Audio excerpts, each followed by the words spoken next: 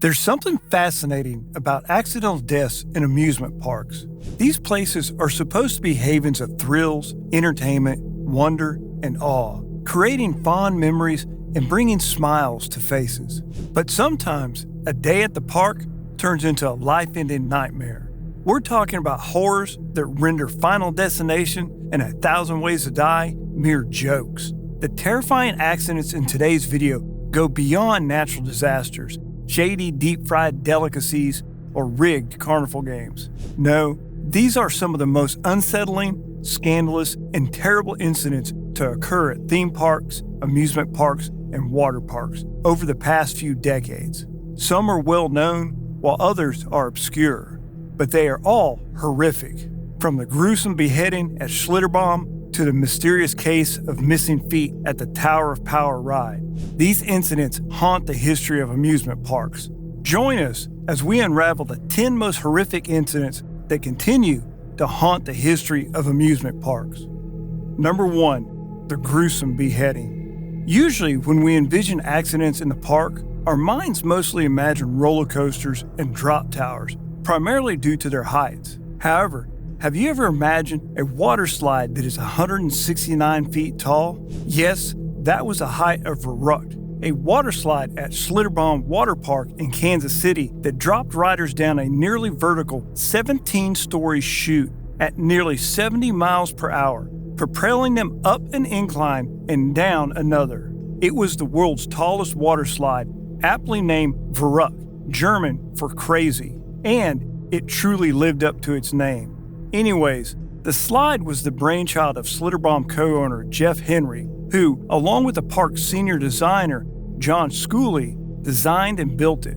Neither man had any background in mechanical engineering, but they shared a goal to construct the biggest, fastest water ride on Earth. After 2 years of construction and safety testing, mainly through trial and error process with sandbags, the pair opened Verruckt to the public in 2014. Perhaps the most shocking part of this story is that it took 2 years for someone to perish on this outrageous contraption. The unfortunate victim, 10-year-old Caleb Schwab, met a particularly gruesome end. The raft Caleb was riding in went airborne on the rise after initial drop. Despite Verruckt featuring netting to prevent riders from being ejected, Caleb struck a metal support and was decapitated. His head and body landed in the water chute, sliding down the rest of the way and coming to a halt in the pool at the ride's base, where Caleb's brother and mother awaited. What a horrifying demise. The guests following Caleb suffered facial injuries, likely from his decapitated head colliding with them. It was a horrific scene. Despite the recklessness of the ride's designers and the fact that Caleb was the son of a Kansas state representative, no one was ultimately found criminally liable for the tragedy. Number 2. Terminal Velocity's tragedy. Verruckt was bad enough, but when it comes to amusement rides that are unmistakably death traps, Terminal Velocity at Extreme World in Lake Delton, Wisconsin may have been the worst. The ride hoists guests to the top of a 100-foot tower only to drop them through a trap door, with no safety harness in place and nothing but a net and some airbags to cushion the fall. The risk was astonishing.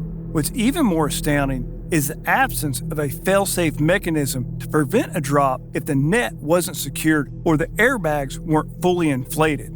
The operator on top merely awaited a signal from below to release the riders, leading to a grim anticipation of what was to come. In July 2010, 14-year-old Tegan Marti experienced the terrifying reality of this flawed setup. Due to a miscommunication between operators, the net and airbags failed to deploy in time, resulting in Marti plummeting 10 stories to the ground. Miraculously, she survived, but the impact left her severely injured. Marti endured brain swelling, severe spinal and pelvic fractures, and intestinal lacerations, requiring years of arduous rehabilitations just to regain the ability to walk. In a rare turn of events, the ride operator was eventually convicted of felony reckless injury, though the punishment amounted to a mere fine. Surprisingly, the park's owner escaped legal repercussions altogether. Number 3. The Mindbender horror. One intriguing aspect of horror accidents is the sense of impending doom that often precedes them. The Mindbender held the title of the tallest indoor roller coaster globally, located within the largest mall on the planet. It's as if the stage is set for something inevitably to unfold. So what really happened on the Mindbender at Galaxyland June 14, 1986? In 1986, the West Edmonton Mall in Alberta, Canada, was the largest mall in the world. The roller coaster contained within it, the Mindbender, was the tallest indoor roller coaster in the world. I'm not sure that a roller coaster inside a mall is a good idea anyway. Regardless, it became a major attraction twice over, and its attendance numbers reflected that. Some hundreds per hour for decades, but only 4 passengers were unlucky enough to be flung from the ride, 3 of them to their deaths. Due to a combination of faulty design and improper maintenance, on June 14, 1986, a car detached from the coaster track. Its restraints opened and 4 passengers were launched to the concrete floor of the mall. 3 died, and a 4th surviving passenger, Rod Chaco, has unsuccessfully lobbied for decades to have a memorial to his unlucky fellow riders placed in the mall. Number 4, the deadliest roller coaster accident in history. Out of 30,000 to 45,000 accidents at theme parks each year, roller coasters account for 70% of them. It's no wonder we often associate roller coasters with horror. London's Battersea Park was the site of the most deadly roller coaster disaster in history. The Battersea Fun Fair is arguably the world's first theme park, predating Disneyland by 4 years, and its biggest attraction was the Big Dipper, a huge wooden roller coaster that had been operating since 1951. The park was crowded on May 13, 1972. UK schools had just ended their term, so the Big Dipper was crammed with children and teenagers when the accident happened. The coaster's train was pulled up the initial hill as it had been countless times before, but this time, just as the cars full of kids reached the top of the hill, the hauling cable snapped. The train rolled backwards down the tracks, and its emergency braking system failed. The cars picked up speed and went whipping around a curve where they derailed, piling on top of one another. Or, as one child witness put it, most of the people on the back all got crushed up because it came down backwards. Ultimately, 5 children died and 13 people were injured. The ensuing investigation concluded that almost everything was wrong with the coaster. There were a total of 66 defects on the ride, including missing brakes, a poorly maintained haul rope, rotted wood, a misaligned track, 50-year-old coaster parks, and drunken or drugged ride operators. Both of the ride's engineers and manager were brought up on criminal charges, but ultimately acquitted. Number 5, the Big Dipper accident. It seems we can't get enough of horrifying roller coaster accidents, can we? The deadliest roller coaster accident in American history occurred at Krug Park in Omaha, Nebraska, on July 24, 1930.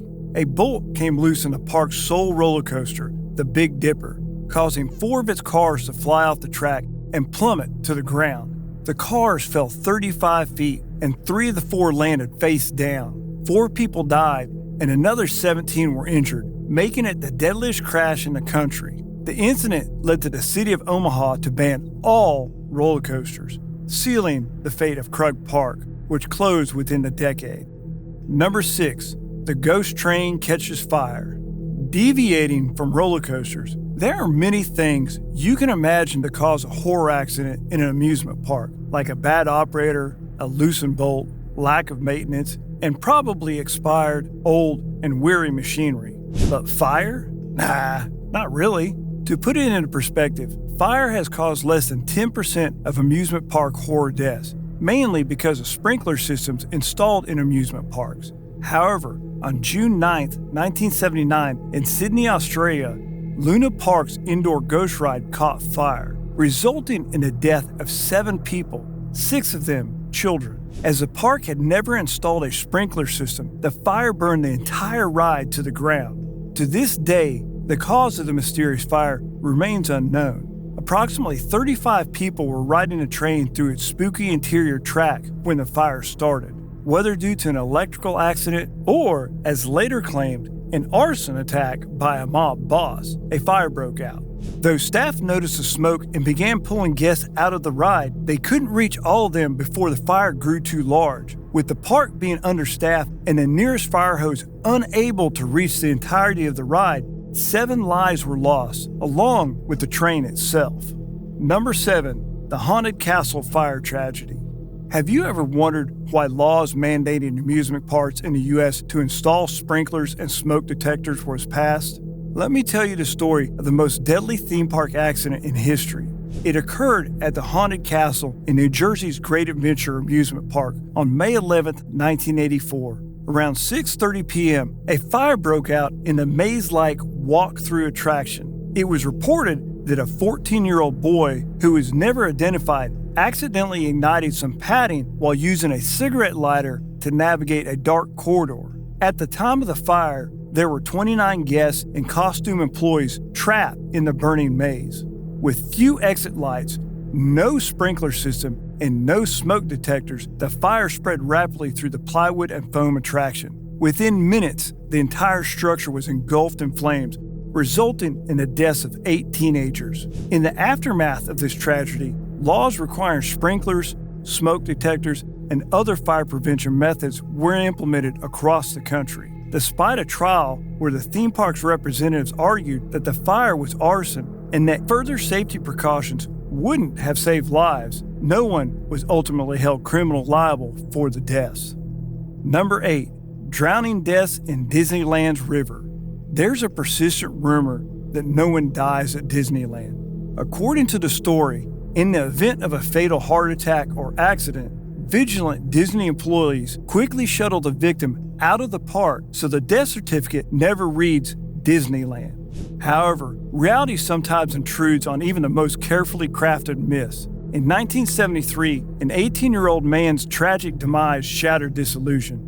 He and his 10-year-old brother decided to hide on Tom Sawyer Island after the park closed. The plan worked, but a few hours later, they attempted to swim back to the park proper. Taking his brother on his back, the man attempted to swim across the River of America, but it was too much for him and he slid under the water. His younger brother dog-paddled around until Disney cast members rescued him. A decade later, another tragedy unfolded in the murky waters of the Rivers of America.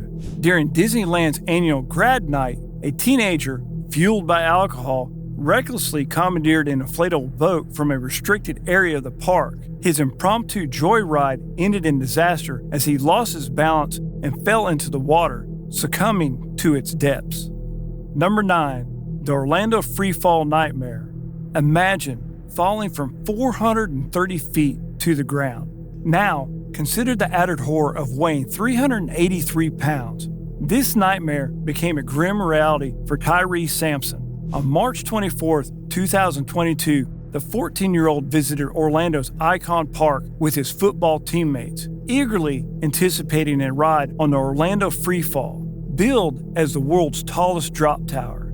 Freefall lifted riders 430 feet into the air before hurtling them downwards. Despite being nearly 100 pounds heavier than the ride's posted weight limit, Sampson was strapped in by ride attendants. The ride operated as promised, but tragedy struck during deacceleration when Sampson slipped out of his harness, plummeting to his death.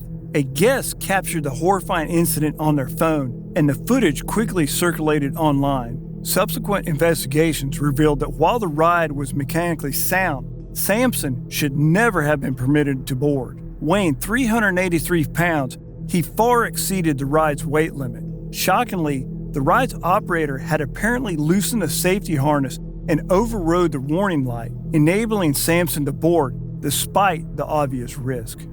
Number 10. The Missing Feet. It doesn't always take a horrifying death to terrify you. Sometimes, non-fatal accidents leave you chilled in a way that a horror death could not. This was certainly the case for 13-year-old Caitlin Lassiter, who survived an accident on Kentucky Flag's Kentucky Kingdom Superman Tower of Power ride. Yes, she survived, but her feet did not.